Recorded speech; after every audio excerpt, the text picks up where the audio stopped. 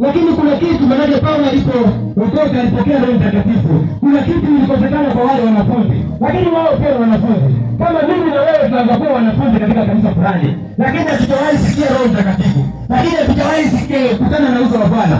Paulo akauliza, je, mlipobatizwa mlipokea Roho Mtakatifu?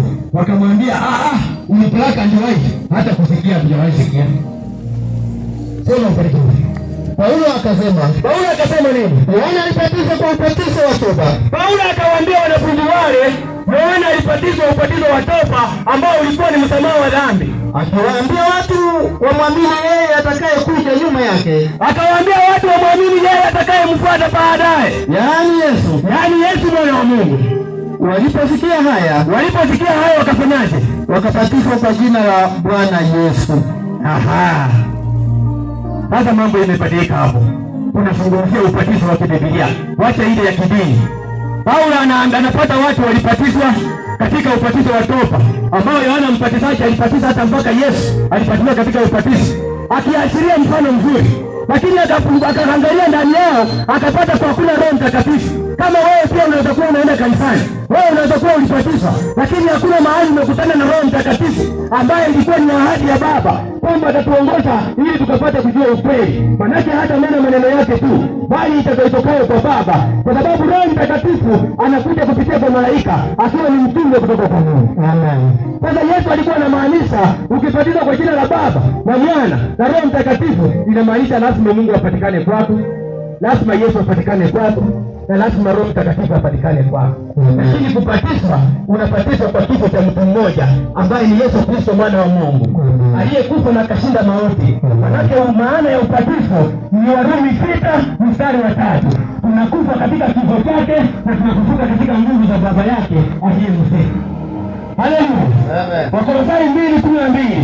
Tunasifa katika kifo cha Yesu. Mtu mmoja ndiye alikufa, Baba yake hakufa, Roho Mtakatifu hakufa, kwa sababu Yesu alikuja na mfano mzuri.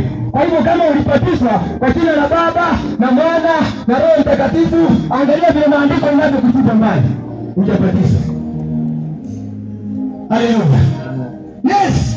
Ewe wabatizwa kwa jina la Yesu, ya Baba na Roho Mtakatifu, ujabatizwa. Maandiko Petro anasema, endeni mkabatizwe kwa kutubu dhambi na kubatizwa katika jina la Yesu. Paulo anapata wanafunzi, anawauliza mlibatizwa ubatizo gani mlipomjua neno la Mungu?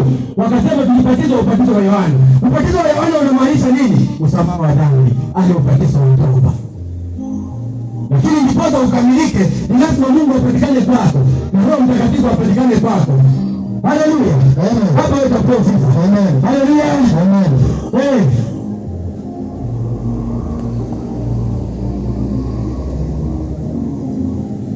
Ubatizo wa Biblia.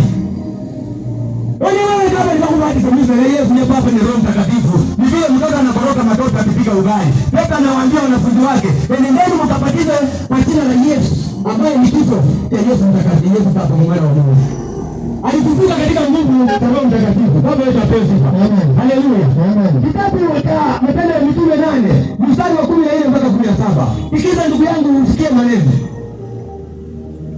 Sasa Roho Mtakatifu anapatikanaje kwa mtu? Maana alitajwa huko katika Mathayo 28:19. Roho Mtakatifu anapatikanaje? Maana ametajwa katika Marko 16:15. Anapatikanaje kwa mtu ambaye amekubali utawa, ambaye amekubali wokovu? Kitabu cha Matendo ya Mitume 8:14. Sasa hao watu waliotumwa wanaanza kufanya kazi. Matendo ya Mitume yani viko wote wa Arua 18:14. Na mitume waliokuwa Yerusalemu, wale mitume waliopatikana kule Yerusalemu, waliposikia kwamba Samaria imelikubali neno la Mungu. Wanasikia kwamba huko kabla kwenye jina lingine Samaria wamelikubali neno, wameliamini wale mshuhuda unaopatikana kwa Yesu Kristo. Wakafanya nini? Wakawapelekea Petro na Yohana. Wakapeleka huko Petro ambaye alikuwa mtume wa Yesu na Yohana aliyekuwa mtume wa Yesu kwenda kuangalia kile kilitendeka kule. Ambao waliposhuka wakaombea wampokee Roho Mtakatifu. Wakawaombea wale watu. Haleluya. Amen.